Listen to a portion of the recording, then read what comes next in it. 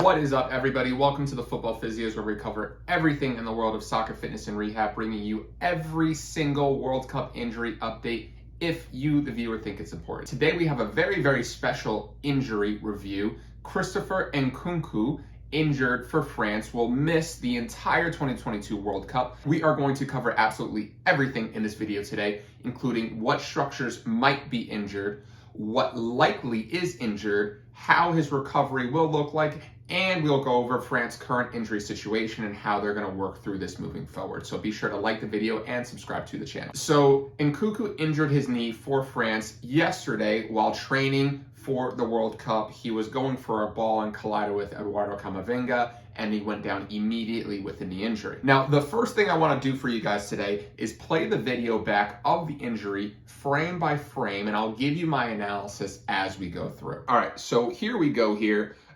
You're going to see Eduardo Camavinga coming in on the right-hand side of the screen. He's currently not visible, but if we go frame by frame, you're going to start to see him pop up on the right-hand side right here. The figure that's entering on the right there is Nkunku, and the figure all the way on the left is Camavinga. So Nkunku is coming on screen here. You can see he's going to lunge out with his left leg. Keep your eye on his left leg that's about to hit the ground. Boom, right there. So you can see very clearly in frame, you have Nkunku on the right, planting his left leg, and you have Camavinga lunging as well, trying to win that ball back. Now, really keep your eyes on that left foot. It's currently planted, while Nkunku's upper body is going to continue to move here. And this is where we're going to have our first possible injury scenario here. You have Nkunku's foot that is planted on the ground, and his knee is moving outward, so potentially that could damage what's called the LCL of the knee. It's a ligament that runs on the outside of your knee that helps prevent your knee from bending outwards. So that's one possibility here. But if we keep on scrolling through, we're going to see that his foot stays planted.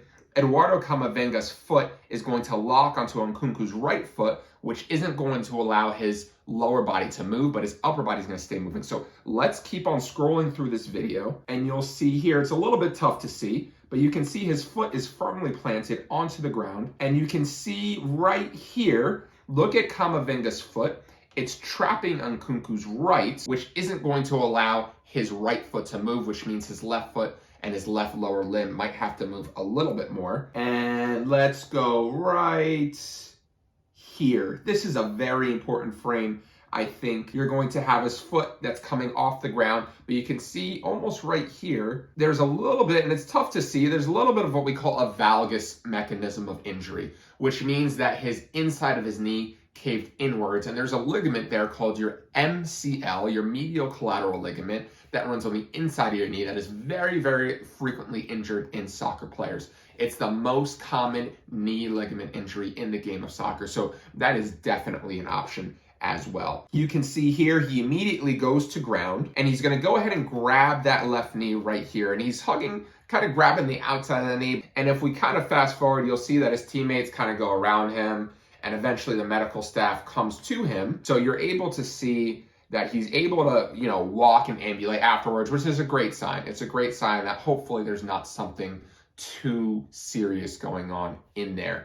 But what we didn't see, there's also other structures in the knee, including the meniscus and the ACL, which would unfortunately be very, very bad for Nkunku to injure, but it is a possibility. But what I think is the most probable scenario is that MCL, mostly because if you go back and look at the footage, you'll be able to see, and I'll play it in real time here, you'll be able to see his foot plant,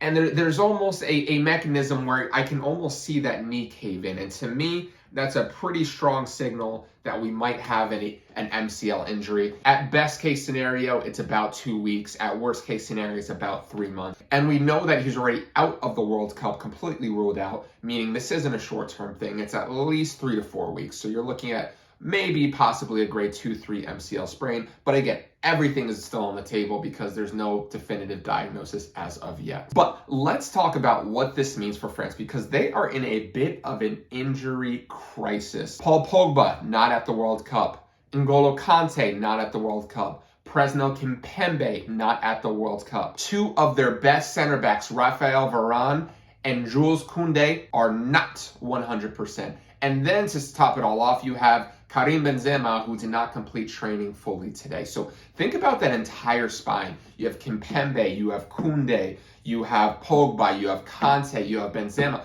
All of these really central players, so important to building a team. And I can't imagine how these training sessions are really going ahead with full force with all of these players either out or questionable moving forward. So that is all I have for you today. Of course, when more details on Nkunku's diagnoses come out, I will be the first to report that here on this channel. So again, make sure you subscribe, make sure you comment, make sure you support the channel in any way that you can. Thanks, and I'll see y'all next time.